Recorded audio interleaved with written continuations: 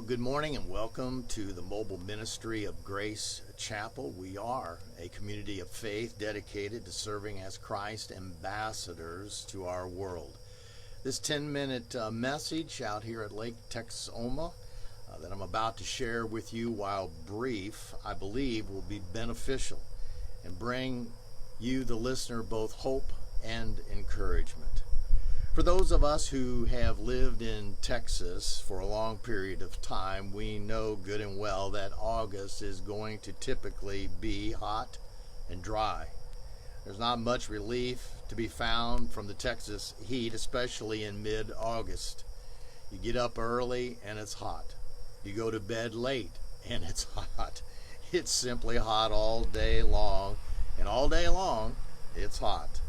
Still, I like to take my dog Panda out on morning walks. In fact, during cicada season, she's more than ready to get out in search of what we refer to as Panda's cicada chips. So on Monday of this week, we left the house early, while it was still dark and somewhat cool. She's learned that around the street lights is prime hunting territory for cicadas. Therefore, when we get close to a lit area, she's on the prowl, watching, ready to catch those critters in order to munch on them. As I mentioned, it was dark. The sun had yet to break the eastern horizon. The moon was providing little or no light. And so as I walked westward on one of the streets on our path, I noticed Panda's ears perked up and her pace slowed down. I knew something was ahead. Since there were often coyotes roaming the area at that time of the morning, I was peering into the darkness to locate what it was that had gotten Panda's abrupt attention. About 25 yards ahead, my eyes finally found her target, what she had focused her eyes upon. It was a cat sitting in the driveway of a home. I knew the family who resided there and knew that was not their cat. At first, the cat didn't notice us because it was fixated on its own chase, a rat that was scurrying across the driveway and up the curved path towards the house. And then in an instant, everything changed. The cat noticed Panda and froze.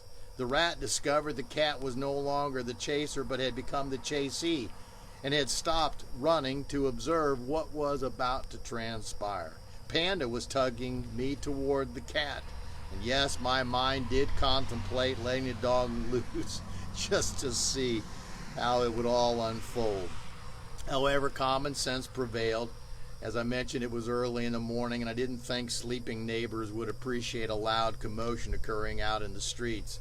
Therefore, I tightened my grip on Panda's leash, and we moved quickly past the cat and the rat. Sounds like a Dr. Seuss story, doesn't it? As we continued on our walk, my mind mused about how that scene resembled life. One moment you're the chaser, and the next you're the chasee. One moment you're like the cat, chasing the rat, and the next you're contemplating the dilemma created because something is now eyeing you as possible prey. One day you're focused on your own personal pursuits, college degree, corporate advancement, buying a house, building a family, fame, fortune, prestige, power, or any number of other goals and ambitions you have locked yourself and your resources into chasing after. But what happens when your plans fail or your pursuits falter? What occurs when something or someone steps into your world and poses a legitimate threat? How can you safeguard yourself from those incidents and interruptions? How can you protect yourself from those instances when you realize you have changed from the chaser to the chasee?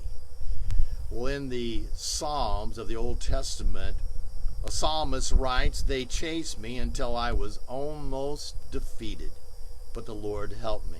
The Lord gives me strength and a song. He has saved me." Whatever was chasing the psalmist apparently was relentless. And yet what he had found was that the Lord, that covenant relationship between he and God, that's where he found his help. And God gave him the strength and a song, joy, peace. God had saved him. Here's the advice God gives to anyone who wants to be helped or saved from defeat when they are being chased. First of all, be alone with God on a daily basis. When Jesus' disciples asked him to teach them how to pray, he taught them to find a place of silence and solitude in order to listen to God. In our culture, listening is nearly a lost art. We are definitely poor listeners. In fact, advertisers know that to get a person's attention, they have to be loud and drive their message home over long periods of time. Quiet time is often something that is used as a discipline with children for their bad behavior. But we all need downtime. We need quiet time, time alone with God. That's what Jesus modeled, and that's what he advocates for those who need and want his help. Jesus instructed his disciples to come before God with honesty and humility and to seek an audience with him. When you come into his presence, that's when you ask him for your daily needs. You see, what you need today may not be what you need tomorrow. What God gives you is help for today, safety for today, peace for today, protection for today. If you're being chased and want to be helped or saved from defeat, be alone with God on a daily basis. Second of all, be alert to those chasers who are entering into your life.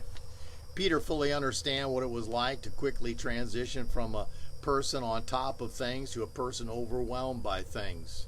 You may recall it was Peter who started walking towards Jesus on the water until he started looking at the water instead of Jesus and sank. Jesus was the one, or Peter was the one who told Jesus that even though all would fall away, everybody would deny him, he wouldn't. He would stay with Jesus until the very end. And yet we know that he denied Jesus 3 times before the cock crowed. So Peter wrote, and what he writes has great validity. Be of sober spirit. Be on the alert. Your adversary, the devil, prowls around like a roaring lion seeking someone to devour. God will certainly avail himself to help you, but you also need to help yourself. Who in their right mind would blindfold themselves and then try to drive down 75 toward McKinney? That absolutely would be dangerous and obviously dumb. Thus, you have a part in being alert to the people you allow to come into your life.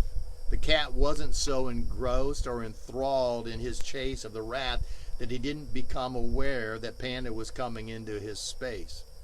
Focus is good when undertaking a task, but tunnel vision can become detrimental. You must remain diligent in staying alert to the people and the potential problems that pop up unexpectedly. And then lastly, be aware of your limitations. I realize that as Americans, we feel like we are invincible. Well, that is a lie. True, we have great opportunity, but we also have limitations. You may not realize the limitations that exist, but God does. And that's where he can help. And that's why you need to be alone with him on a daily basis. Paul wrote in 1 Corinthians, no test or temptation that comes your way is beyond the course of what others have had to face. All you need to remember is that God will never let you down. He'll never let you be pushed past your limit. He'll always be there to help you come through it. Paul also wrote in Philippians, I can do all things through Christ who strengthens me. That means that while you have definite limits, God's ability is limitless. So be aware of your limitations.